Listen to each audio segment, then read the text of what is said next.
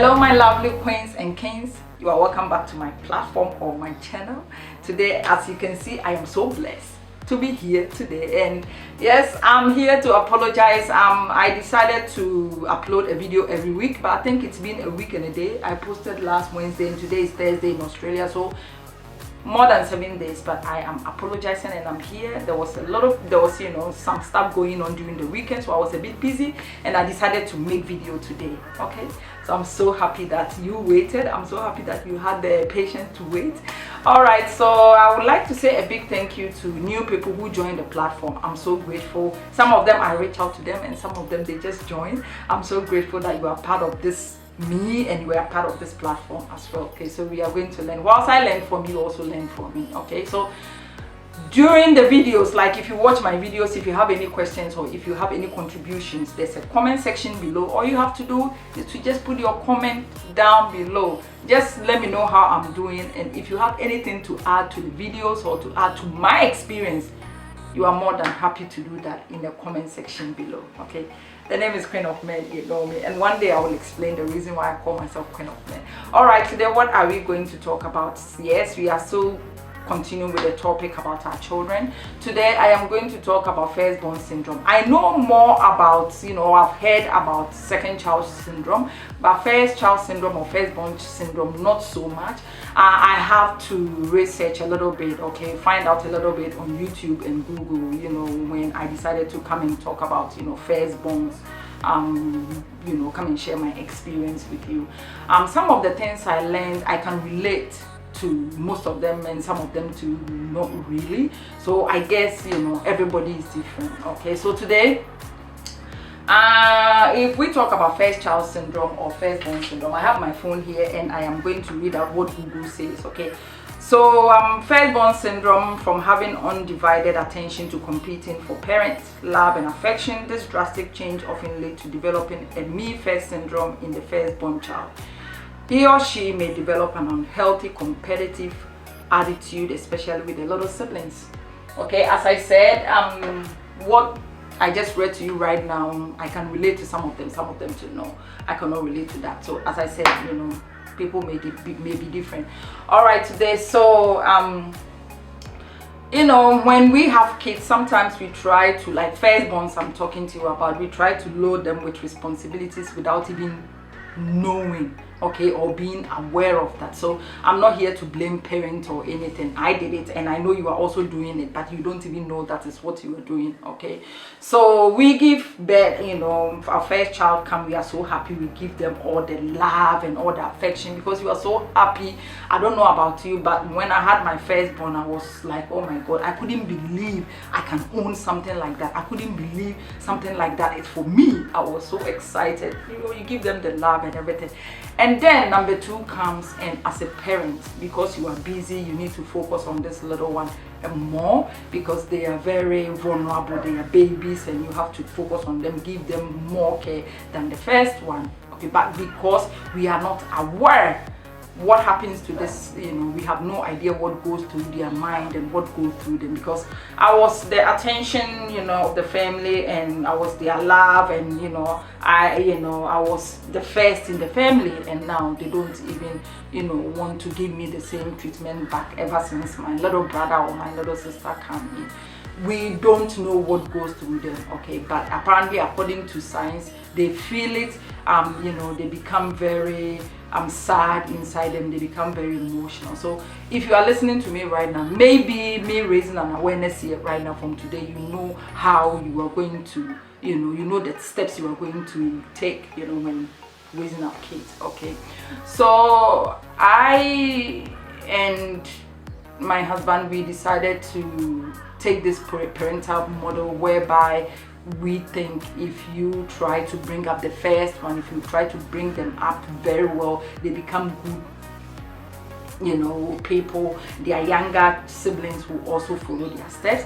That is the parental model that I and my husband were using. So when my elder son was growing up, we make sure that everything he's doing is right. Okay, so sometimes maybe we try to impose what we believe in him, thinking that he will turn out to be a good boy so his brothers will follow. They did help in a way, and on the other hand too, actually it didn't that much, and I'm going to explain the reason why I'm saying that. So growing up, we make sure that we monitor his friends, the type of friends he hung out with. So we let him know that whenever he wants to associate himself with a friend, he should bring the friend home. Then we meet the parent, we try to meet the parent, and then we take it from there.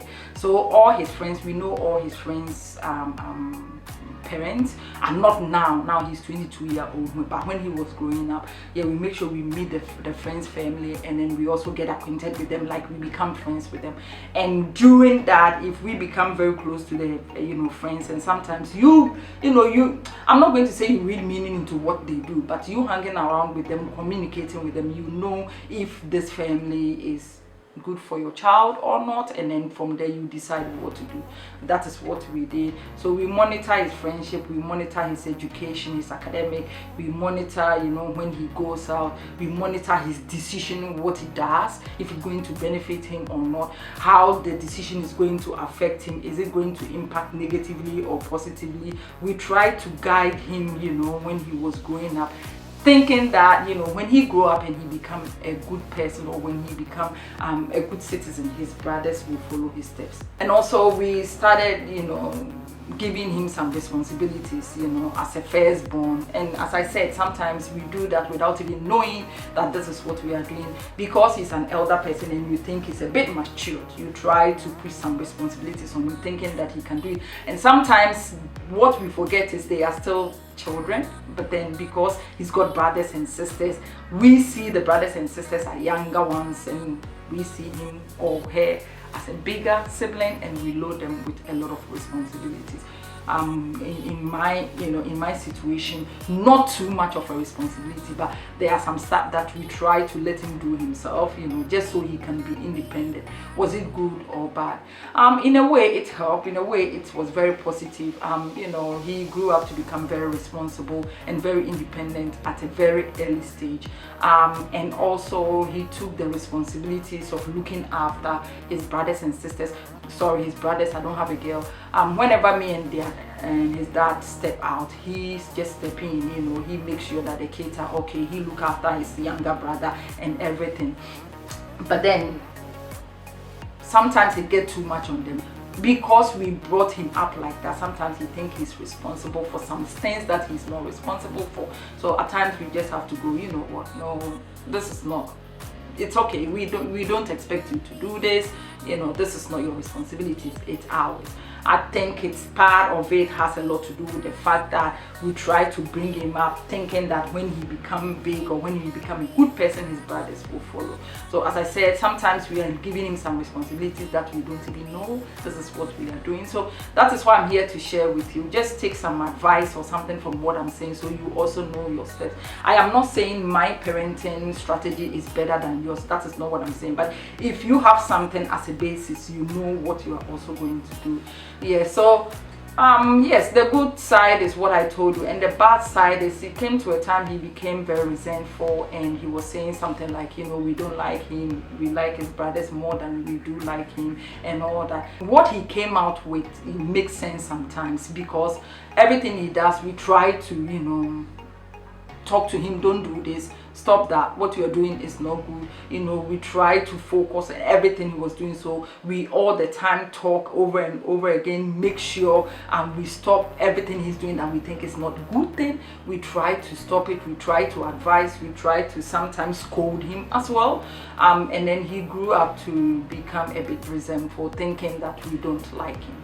So it came to a time, he was saying something like, whenever, he does something, I and his dad will go on and on about what he's done, but we don't talk about the other kids as well. We weren't even aware this is what we were doing, but that is what he came out with. Okay, so sometimes you have to be very, very careful. You think you are doing something good, that is not what they think. So you have to work with them. Okay, just look at them and work with them. Don't think that they are too big of big of a child, or he's very big and now he can make his own decision and you can load them with a lot of responsibility. No, your responsibilities are yours, okay? It is not your firstborn's responsibility, so be very, very, careful of that. And he became a bit angry, and he became, a bit, at some stage thinking that we don't like him because we talk about everything he does. We have something to say about everything he does, okay? Like we criticize everything he does. So we have to sit him down sometime to explain things to him. And some example we gave to him is, if something good like a gadget or a laptop or something comes on, you are the first person we buy it for. We make sure we buy the best items and these things for you. So why are you saying we don't like? If we don't like you, we are not going to do that. It is because this is what we think, this is what we want to do. We think that if you become a good person, your brothers will also follow your step. They will become a good person. So it got it, pros and cons, bad and good. So when you are bringing them up, I don't know which model you are using, but make sure you weigh everything and make sure they are balanced, okay? Just make sure you strike the balance so it is not going to affect them when they grow up. This is what we experienced. We thought we were doing something really good, but he ended up saying that we do not like him because we always criticize and we always talk about everything he does. Okay, but that is not what we meant for him. All we wanted to do is he's a good person, his brothers also follow, and it is true. Now whatever he does, like apart from their schooling and everything, they have like extra or they have like a passion that they are all into, but then their brother move into one passion or their brother move into something else, and they all want to follow their brother. What their elder brother is doing is exactly what they are doing. Regardless of what they are doing, they will stop everything and do exactly what their brother is doing, because in their head they think their brother is a hero. Their brother, whatever their brother does or whatever their brother is doing is the right thing. Yes, so we are not wrong in a way, but then whilst doing that, you have to be very, very careful of the implications of what is going to happen later when they grow up. Love them the same, okay? I'm not saying you don't love your child, but sometimes that is how they see it, as you don't love them, because all the time you are the firstborn, you have to set a good example and this and that and that. They will even grow up accepting that they are not good people, because that is what you say all the time. You try to punch on the negative side and they grow up to accept that this is who they are. That is also not good, okay? Just try as much as you can, even though you have a little one that you can concentrate. Just try as much as you can to give the elder one to the love. Let them know that you love all of them equally, okay? Let them know you love all of them and you cherish them the same, so that they will not grow up, to think that you love some of them more than the other. And I was talking about this on some of my previous videos. I think I talk about a little bit about that.